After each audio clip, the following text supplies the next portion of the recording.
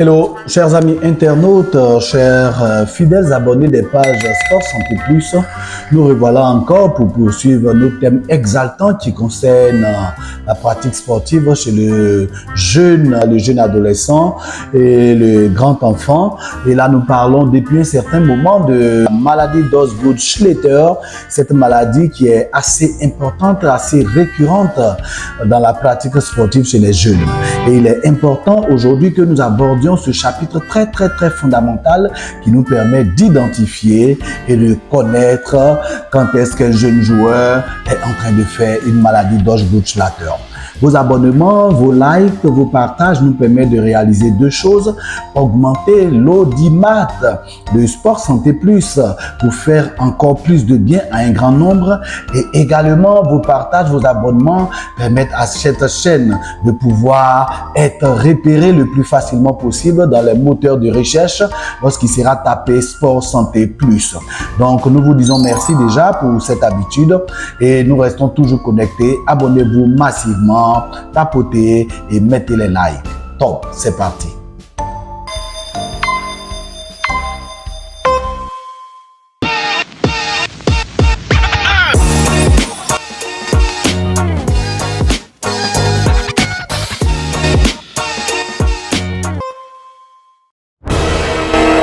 Important chapitre sur le rappel anatomique de tout l'environnement du genou nous a permis de comprendre que la maladie d'Osgood-Schletter n'est pas une atteinte traumatique du genou, encore moins une atteinte au niveau de l'articulation elle-même. Il s'agit simplement, comme on l'a démontré déjà, d'une ostéochondrose qui se qualifie par des défauts qui arrivent dans le processus de maturation de l'os. Ainsi donc, dans la description des différents signes, cette symptomatologie va nous permettre de comprendre le siège de la maladie d'Osgood-Schletter. Mais déjà, ce qu'il faut savoir est qu'elle se caractérise essentiellement par une phase douloureuse.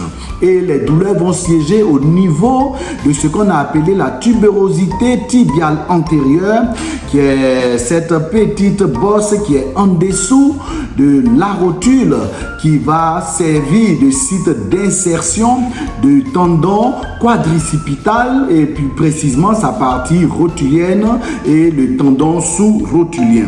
Ainsi donc, les douleurs vont être ressenties lorsqu'on fait une pression sur cette tubérosité tibiale antérieure, et les douleurs également vont se sentir lors de la réalisation de certains mouvements, voire même de vie quotidienne, mais essentiellement aussi les positions vont être difficiles à assumer chez un sportif jeune qui fait la maladie d'Osgood-Schletter. Il s'agit des difficultés à s'agenouiller, des difficultés à s'accroupir et des difficultés à plier le genou, parce que lorsque le genou va être plié, malheureusement, il y aura ce qu'on peut appeler une tension au niveau de cette tubérosité tibiale antérieure, du fait que le muscle principal constitué de 4 branches qu'on appelle le quadriceps, qui est le muscle principal de l'avant de la cuisse, dans sa traction va tirer sur ce tendon rotulien qui devient ainsi douloureux. La compréhension de la différence entre une atteinte pathologique de l'articulation du genou et la maladie de l'ostéochondrose de Schletter et Osgood nous permet de parler de ce qu'on appelle en domaine médical le diagnostic différentiel. Le diagnostic différentiel, c'est en quelques mots savoir ce que cette maladie n'est pas comparativement aux mêmes signes qu'une autre maladie peut développer. Ainsi donc, le diagnostic différentiel au niveau de la maladie d'Osgood-Schletter se fait sur le site de la localisation de la douleur et sur ce qui peut appeler les mouvements gâchettes ou bien les actions gâchettes qui déclenchent la douleur. Ainsi donc, tout le long du tendon rotulien va être le siège de la traction qui entraîne une douleur. Vous comprendrez que une douleur articulaire au niveau du genou va se comporter autrement, avec des douleurs qui vont être intra-articulaires ou bien des douleurs qui vont être localisées sur les côtés en cas de ligaments douloureux, soit latéraux ou ligaments croisés au niveau des pivots centraux. Dans la majorité des cas, cette symptomatologie douloureuse de la maladie d'Osgood-Schletter est unilatérale, mais dans 30% des cas, cette douleur va être bilatérale, c'est-à-dire les deux genoux vont être douloureux et vont signer également cette pathologie chez le garçon comme chez la jeune fille. Il faut apprécier cette maladie en regardant l'âge également de chaque jeune sportif. L'âge moyen, comme nous l'avons dit, va varier entre 5 voire 10, 15, maximum 16 ans, où la croissance est presque terminée. À ces âges-là, vous pouvez localiser et sinon diagnostiquer de façon positive la maladie d'Osgood-Schlatter en prenant en compte ces éléments factuels tels que le site de localisation de la douleur. La symptomatologie de cette maladie va nous permettre de parler de son temps de durée qui est variable en fonction de la croissance de chaque enfant.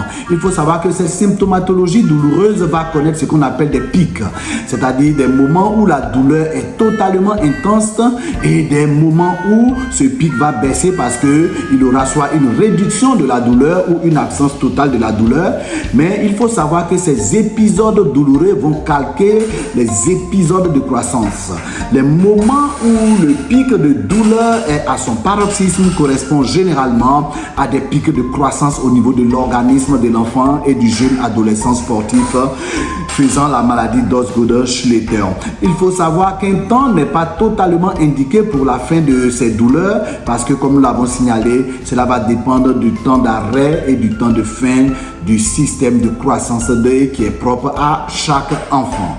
Il faudrait également signaler que l'évolution et l'intensité de la douleur va avec l'intensité et le stade d'évolution de la pathologie qui est en rapport avec, comme nous venons de le souligner, le degré de croissance et le stade de croissance de chaque enfant pratiquant une activité physique et sportive.